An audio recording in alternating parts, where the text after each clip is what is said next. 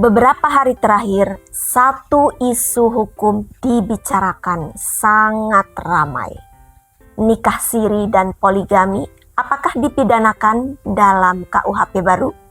Narasi ini tersebar di seluruh sosial media. Ada yang bilang bisa dipenjara selama 6 tahun, ada yang bilang itu salah tafsir. Panik wajar.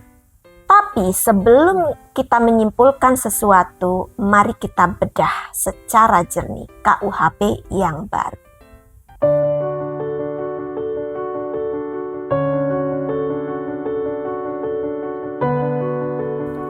Halo, aku Lina, seorang paralegal, seorang ibu, dan perempuan yang percaya bahwa hukum tidak hanya soal pasal, akan tetapi hukum adalah soal keberanian pada kebenaran. Di channel ini kita akan ngobrol dan membahas soal hukum dan self-development dalam kehidupan nyata. Bukan menggurui, tapi menemani.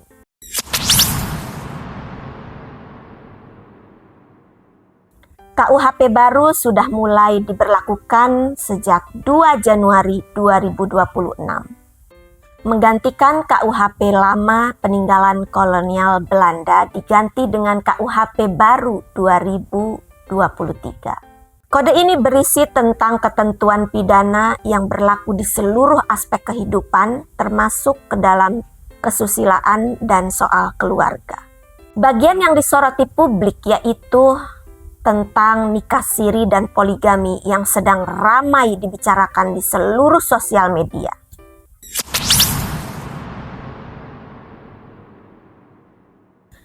Beberapa media melaporkan bahwa nikah siri atau poligami yang tidak sesuai dengan KUHP baru akan dipidana selama 6 tahun. Laporan ini memicu reaksi luas dari berbagai pihak, dari yang pro sampai yang kontra.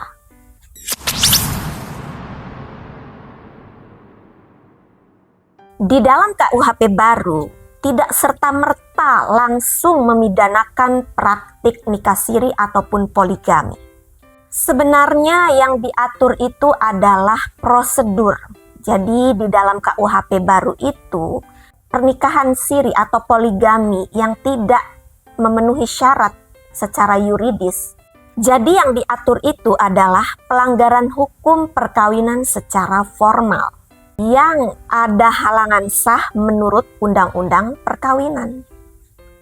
Jadi misalnya ada seseorang yang menikah tanpa persetujuan atau izin dari pengadilan dan secara yuridis tidak terpenuhi syarat-syaratnya. Nah, itu baru bisa dipidanakan. Ketentuan pidana ada di dalam pasal-pasal yang mengatur bahwa pernikahan itu harus ada prosedurnya secara yuridis, harus ada syarat-syarat yang bisa dikabulkan oleh pengadilan, juga tidak bertentangan dengan syarat-syarat formal.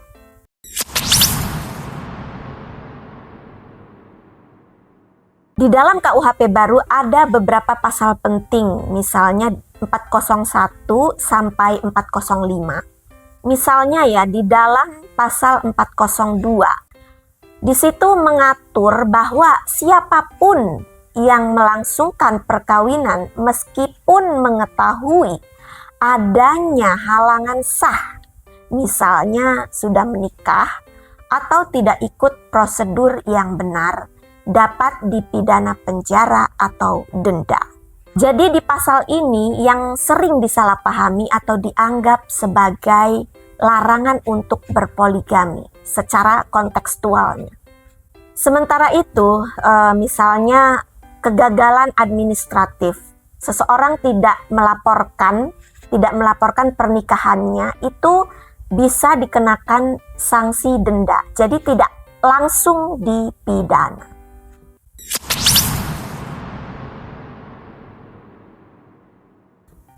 Berita-berita yang tersebar dan populer itu menyebutkan bahwa nikah siri dipidana, padahal tidak serta-merta seperti itu.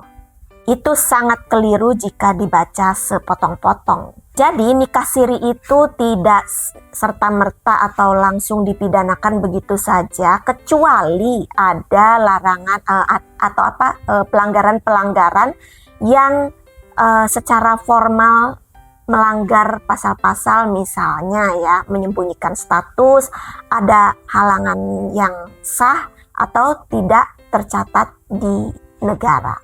Ini sebetulnya memang sangat penting ya dibicarakan, karena memang nikah siri itu dianggap hal yang halal atau hal yang disahkan sah secara agama, tetapi secara konteks tidak sah secara negara atau hukum sipil. Itu perbedaannya di situ.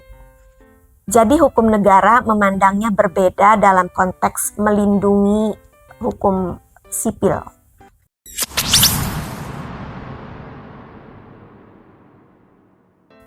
Nah, di sini Majelis Ulama Indonesia mengkritik keras bahwa nikah siri atau poligami itu tidak bisa dipidana karena itu bukan satu-satunya solusi untuk memidanakan seorang yang sudah menikah. Jadi itu bukan solusi pertama yang sifatnya keperdataan. MUI menekankan perkawinan pada dasarnya adalah urusan keperdataan dan moral sosial, serta jangan sampai hukum pidana bertabrakan dengan kebebasan beragama yang dijamin oleh konstitusi. Pihak legislatif juga mengingatkan bahwa penerapan KUHP baru harus hati-hati dan seimbang, tidak dapat digunakan untuk sewenang-wenang.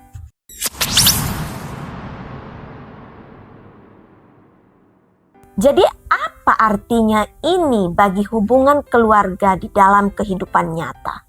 Ini bukan soal hukum agama atau tradisi, ini soal kepastian hukum, perlindungan hak perempuan, dan status sipil anak. Jika perkawinan tidak tercatat, banyak hak sipil bisa hilang seperti akta kelahiran, pendidikan, kesehatan, dan bantuan sosial. Itu sebabnya negara menetapkan ketentuan formal agar tidak ada pihak yang dirugikan. Informasi hukum seperti ini sering sekali disalahpahami karena bahasanya atau konteksnya itu disederhanakan. Jadi mohon dibaca utuh, pahami konteksnya, dan jangan langsung panik ketika ada kata-kata pidana. Hukum bukan soal menakut-nakuti, tetapi hukum mengatur dan melindungi warga negaranya, memastikan warga negaranya tidak melakukan tindak pidana, dan memahami konsekuensi yang diperbuat.